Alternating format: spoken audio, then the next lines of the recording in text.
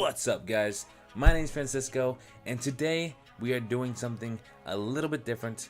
Today I am doing the first Q&A on this channel, so let's not waste any more time. Let's just get right into the question you guys asked me, because there's a good amount of them, so let's just go ahead and jump right in.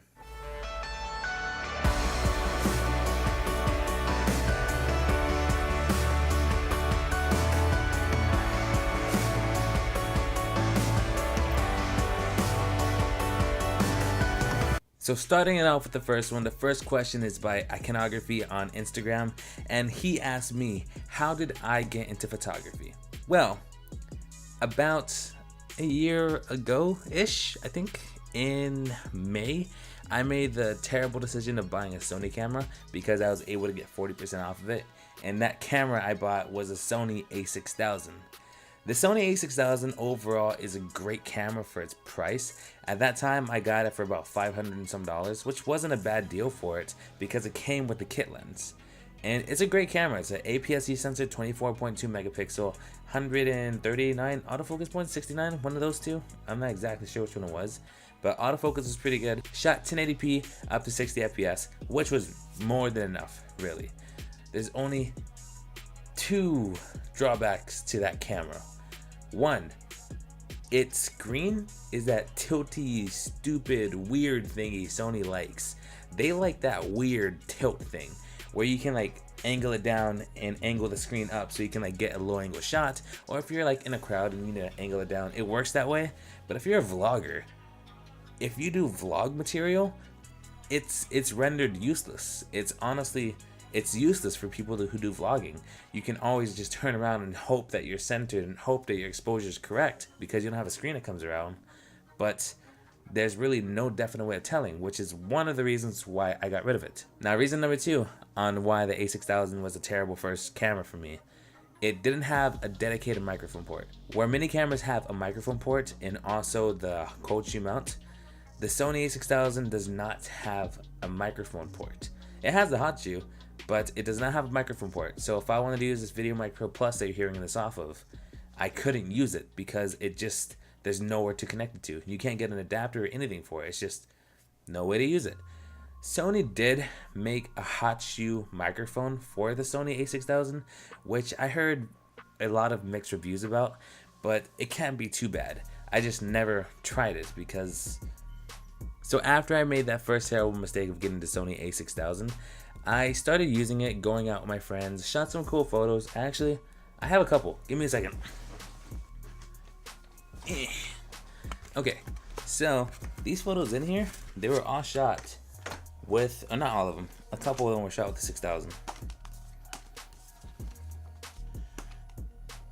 This one, let's see, focus on that please. This was shot on the a6000 with the 50mm 1.8. Looks pretty good. You get a good amount of detail in there. The light looks pretty nice, and the darks are pretty nice and dark, but pretty good image. And this is when I first started photography. So composition's cool, has a very interesting vibe to it. As I said, it's a good camera for the price. Like if you're looking at getting an entry-level camera, it's pretty lit. And this is a photo of my friend Annie. Focus, please. And this was shot off the 6000 as well. So image quality was good. But this is when I first got into it, so I was using automatic modes, which they're not bad. It's just to what I shoot to now, this is slightly overexposed in my opinion. Like if you look at the little sidewalk behind her, it's kind of blown out a little bit. So if I would just gone the exposure down a little bit, it would have been a little bit nicer. But a6000 as well. Focus, GH5, there you go. Yeah, off the a6000 as well. So it's a good camera. This is my favorite. I don't know what it is about this image, but I really like this image. So let's go about here. Shows a lot of definition, a lot of contrast, and you can see the focus area. So this image was also shot off of the a6000 when I was first getting into it. I also had a photo of a rose, but I gave it to my friend Jocelyn, and she kept it, so she wanted it, and I gave it to her. But this photo was also shot on the a6000, and it's one of my favorites. I still have them. Also, this one, of my boy Renee, my homeboy dog. So all shot in the A6000. So it's a great camera for a beginner. It's just, I see cameras sometimes as like a shoe where you grow into them and you sometimes have to replace them. But I still haven't really answered the question I was asked. So I got into photography and cinematography when Hurricane Irma came pummeling through Southwest Florida, because we ended up going to Alabama for about maybe shy of a week, a couple days away from completing a week. And while I was out there, I had my camera with me, so I was just shooting photos and videos, making memories. And unfortunately, I don't have any of those photos or videos to show. I don't know what I did with them, but I remember that was like the gateway where I realized to myself, I'm stopping time. I am literally taking this one split second I shot this photo in and making that last forever. So from the moment I realized that and on, it's just been super cool to me that I can take photos and they'll be preserved throughout time. So that's why I got into it. But even then, I wasn't super like hardcore into photography and cinematography. I had a camera and I was just throwing in auto and just blasting that 10 frames per second, which was pretty nice. But as the year went on, I ended up getting more and more into cameras and photography and cinematography. This is around the time when I decided I wanted to start vlogging, and that's when I decided the A6000 was not a good alternative. Luckily, I work at a camera store, so I managed to get my hands on the Canon 80D. And the Canon 80D is a camera I used to use before the GH5. And remember I mentioned that watch? Guess what time it is? 12:43. But as I was saying, I got the Canon 80D and I pretty much fell in love with the camera. And the beginning of this year is when I really decided I wanted to just like completely dive into the deep end of photography and cinematography. Not because I wanted to become like a super epic like photographer or cinematographer. I wanted to use it as a way to learn something new, like hone my skills in an entire new craft that I've never done before. Because if you go a day without learning something new, that's a waste of a day. So I just really jumped into it and I really started loving it, and that's really where I'm at now. Like right now, I'm actually trying to launch my own business with photography and cinematography. I actually just ordered business cards. So I'll show you what they look like real quick. You're gonna be seeing a photo I took of my computer screen off of my phone. So I mean, it's not gonna be highest of qualities, but you'll get an idea what they look like. So I'm gonna do some zoomy zoom. So right about there. It's weird. It looks so pixelated because of the screens. But that's the photo I'm using for it. I think they look pretty good. I think they look pretty baller. But that's the story of how I got into photography.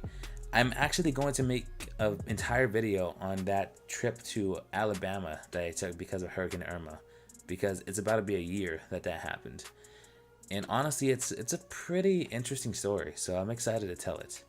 But thank you, Iconography, for throwing your question into submission, and that's how I got into photography. It's just an incredible art that I wanted to pretty much give my own twist to. So thank you for that. And on to the new question. And Carla asks, how many toes do I have? I have 6 on each foot, just like everyone else. Duh. Yuli asks a very difficult question, which I read a couple days ago and I still don't know the exact answer I would give. But the question is, would you rather watch The Office for the rest of your life or Naruto for the rest of your life? It's difficult because Naruto I've watched since I was a kid, and it kind of had its own little influence to mold me into who I am today. The Office is something I started watching recently, and it's awesome. I love both of them. But if I absolutely had to choose one of them, it's gonna have to be Naruto, man. Naruto and I were like, if I lived in the Naruto universe, I would be Naruto. If Naruto lived in this universe, he'd be me. Believe it. Anonymous asks, would you rather go without drinking coffee or Red Bull for the rest of your life? Another very difficult one. However, I think coffee is the one I would miss more, because there are other alternatives to Red Bull. Like there's Monster, Amp, Rockstar, whatever, Bang. There's so many alternatives. However, I think Red Bull is like the best tasting and the one that actually doesn't leave me like really thirsty after I drink it. Which I know I should probably drink water, but we all do things we shouldn't do. But I would much rather go without Red Bull than coffee, because coffee is a nectar of life. Coffee brings me to life in the mornings. Like in the mornings, I wake up at negative 110%. After I drink coffee, I'm like positive 250%, ready to go on and tackle the day. So yes, to make it plain and simple, I would lose Red Bull before I lose coffee, because coffee is life. Yulisa also asks, if I could travel anywhere in the world, where would I travel? All of the people that know me that may watch this video already know the answer, and the place that I would travel if I could literally up and cheese it right now, Japan. Where in Japan? As basic and as simplistic as any other response may be about Japan, Tokyo. Tokyo is awesome. Japan in total is awesome. It's an entire different culture from the United States. They're so kind, they're so humanistic, whereas people in the United States, they kind of suck when it comes to like how nice they are. But like, I would go to Japan, I would go to Kyoto, I'd go everywhere in Japan. I want to visit everything. I want to see the sites of Hiroshima and Nagasaki, and I want to live in Japan.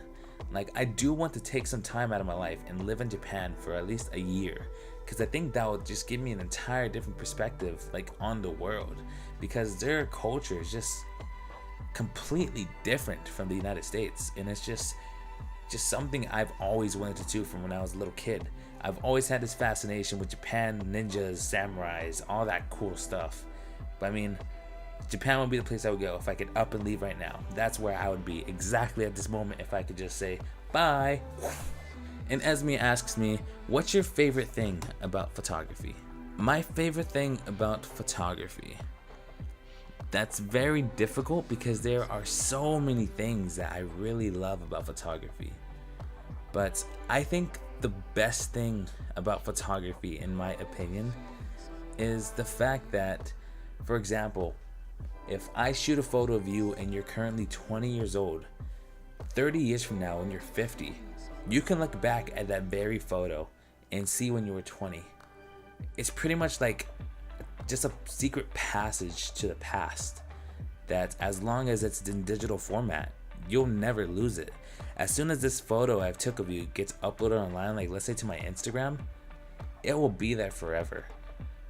And I think that's just absolutely insane how we can pretty much preserve time within a photo. So I think that's gonna have to be my favorite thing about photography, that I can take 1 second in time and just stretch it to infinity.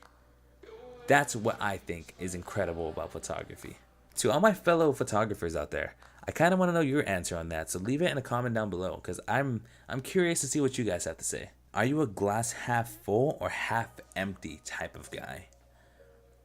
That's difficult to say because my approach is very realistic but very optimistic.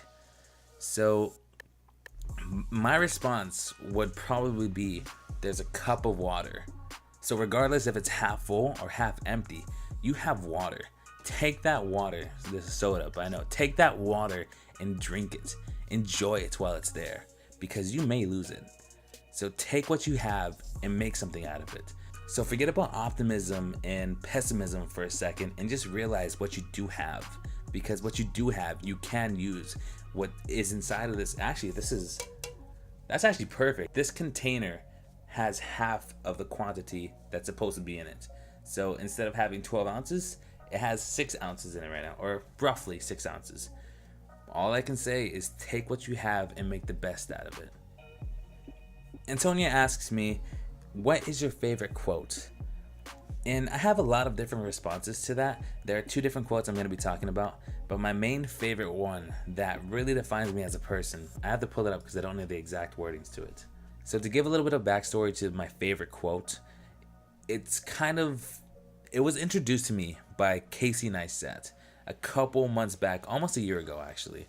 And it's a quote by George Bernard Shaw. And when I first heard it, I had to go back and read it a couple times because at first I didn't quite understand what it meant. But it's by far the best quote I've ever read. And the quote itself is, "The reasonable man adapts himself to the world, while the unreasonable one persists to adapt the world to himself. Therefore, all progress depends on the unreasonable man." That is my favorite quote of all time. Reason being, what it's saying is the reasonable man, this is the reasonable man, this is the world. The reasonable man will mend himself to become part of this, so it never changes, while the unreasonable man relies on pretty much making the world become a part of him, so then change happens. That's what all progress is relied on, the unreasonable man, because if this man would have adapted himself to the world, nothing would ever change. I personally am an unreasonable man. And second quote that's my favorite, so this is going to be my first favorite, the George Bernard Shaw one. That's my first favorite. My second favorite is one that I recently created myself. Yes, I know, it's kind of selfish to say like my second favorite quote is one that I made. But it's super, super simple. I choose legacy over stability. Very simple. And what I mean by I choose legacy over stability is all these super successful people that you hear about on the news, on the radio, on TV, on the internet, 90% of them had their own come up. What I mean by had their own come up, they came up on their own. They didn't come with like a, let's say it's an artist, a giant record label that just signed it from the get-go. They built their foundation. They built their audience, and then they built their success for them. So that's what I mean by I choose legacy over stability, because I want to build something that lasts forever. All that I'm really trying to say is I don't just want to live a stable life. I want to live a life with meaning. And what I mean by meaning is I want to live my life in such a way that when I die and go 6 feet under, it'll be a well-needed rest. Because I believe that if you're not helping someone or making someone's life easier, you're wasting your time. So I want to build a legacy. I do not want stability. And another question by an anonymous person. What advice do you have for aspiring photographers? So, my first piece of advice I have to aspiring photographers: don't worry about the gear. Yes, the gear is important. Yes, the gear will make a difference. However, don't get caught up in the gear. What I mean by that is, yes, you can have a $10,000, $15,000 camera setup, but at the end of the day, if you don't know how to use it, it might as well be a paperweight. Like, if you only have a phone, use the phone. Take photos with the phone. If you have an older camera, use the camera, learn the cameras, craft your creativity, because your creativity is what will make your photos or videos. That's what's going to make them stand out. If you buy a super high-end camera, super high-end lenses from the get-go and get into it, but then you realize that your photos aren't that much different from everyone else, there's something wrong there. So first, hone your craft, develop your skill, develop your creativity, and then as you're progressing, step up further into the gear side of photography. Because we all love getting new gear, but if you don't know how to use the gear you're getting, it makes no point if you have a $5,000 lens or a $125 lens. So focus on honing your creativity. The gear can come later. And final question of the day, coming from another junior, is: do you think aliens are real? Yes. Thank you guys for watching, and I'll catch you guys later. I'm just kidding. Yes, I think aliens are real. There is no absolute way that we are the only living beings within this known universe. There's just absolutely no way. There's millions, millions, and billions of freaking miles that span this freaking endless void. There is no way that we are the only ones that are alive. We have actually received radio frequencies from space, but we do not have the technology needed to decipher such frequencies. So for all we know, they've been trying to communicate with us this entire time, but we just can't communicate because we don't understand them. That could be a possibility. Or I like the puppeteer theory, or whatever it might be, which is saying that kind of the same way we can create a little biosphere and life will evolve within that little like sphere, kind of the same way it could be that we are the result of an alien's, like, I don't know, science homework, that we're living in this little dome that we call Earth, and we can travel outside of it, but we are being observed. We're seeing how we evolve, like how we evolve as a society, as a species, and how we interact with different species on this earth. And it could be that the reason we do not have the technology to, like, for example, visit, what is that one planet that's like exactly like Earth that could have habitable life? Whatever, it's Kepler 22b, I think is what it's called. What if the reason we can't go out there is because we're being limited by our technology, because aliens are stepping in and pretty much pulling the strings on the puppets so that we can't get the technology? It's just very interesting. It's one of those questions that can never truly be answered within our lifetime, because unfortunately we were born a little bit too late to explore the earth, and we were born a little bit too early to really explore the space. So we're kind of like in that like middle ground that we'll just never know within our lifetime, unless I cryogenically freeze myself and emerge 1,000 years from now. From here on out, you guys know me as Fry. That's pretty much it for this video, guys. I actually had a lot of fun recording this, so I might be doing this a little bit more often. But if you like this, go ahead and like and subscribe. Other than that, I'll see you guys later. So thank you for watching, and you guys have a great night. Peace.